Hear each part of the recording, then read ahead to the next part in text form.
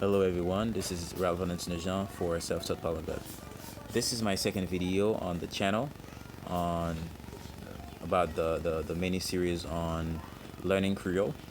In this series, I'm going to be talking about uh, um, what is Creole, why is it called Creole, what are the origins of this language.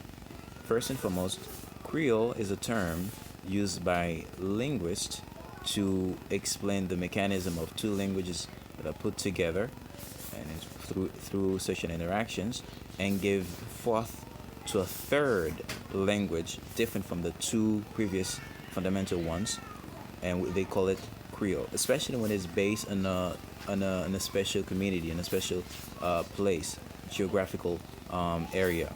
When it is not based in a geographical area, they call it a pidgin, right? So the Haitian Creole is somehow the same can be explained with the same phenomenon of this explanation used by the linguist. The Haitian Creole is the mixing of the French language, the Metropolitan French, spoken in French, the Parisien, and the African languages. They were put together, and people were sent in to Haiti, and those people were trying to communicate, and they gave birth to a third language called Creole. Now, this terminology sometimes is very pejorative because some people say, okay, Creole is just a dialect because it's from French and it has no value to it. Okay, considering to French, there are a lot of things that you can find in French that you can find in Creole. But still, you can express everything in Creole with the same pragmatism as French, English, and in any other languages. So the Haitian people can explain anything in Creole through this vehicle of thought that the Haitian people can ever explain, can ever express. So French is, if you go back to history, you were going to learn about the origins of the Roman languages of French, Spanish, Portuguese, Romanian, and etc. You're gonna see it's the same phenomenon. The same phenomenon.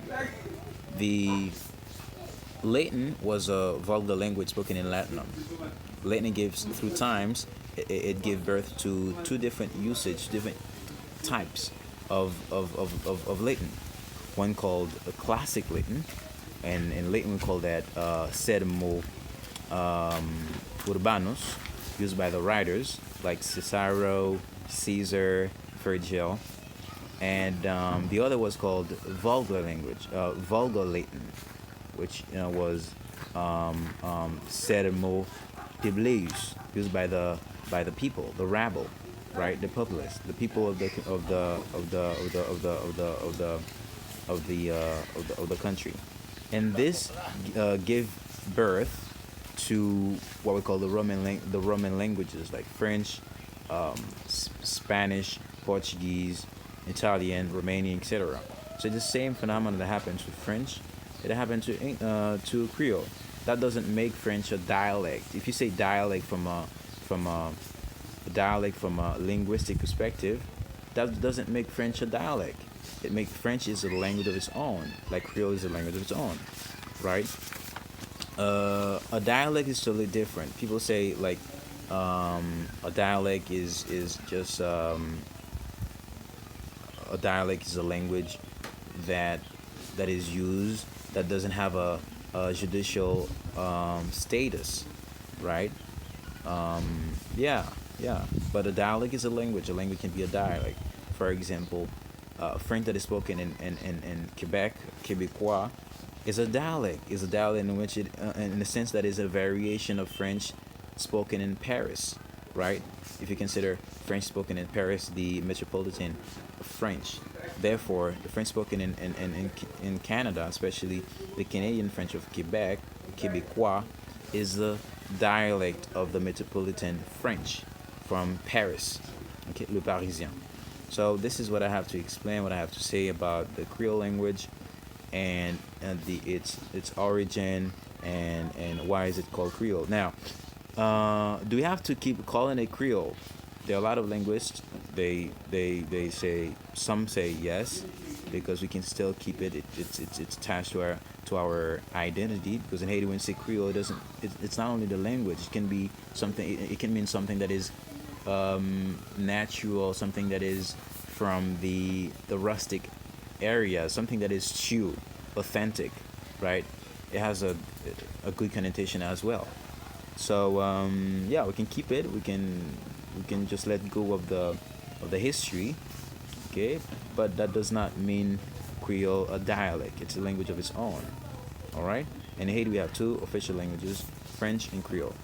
And I highly recommend that people, especially Haitian people, they learn both of them and try to learn them well. Okay. So thank you. In the next video, I'm going to be explaining how the Haitian Creole shape our identity, shape the Haitian thought, how it influenced our deed, our actions, and behavior as well. Because language can be is an instrument of thought. It can also be an instrument of vehicles, a glimpse, a premise from which you see reality, right? According to Sapir and Wolf and their theories on worldview and how language can participate in interpretation of the world. So thank you very much for watching this video, and I hope to see you soon. Thank you. Ciao.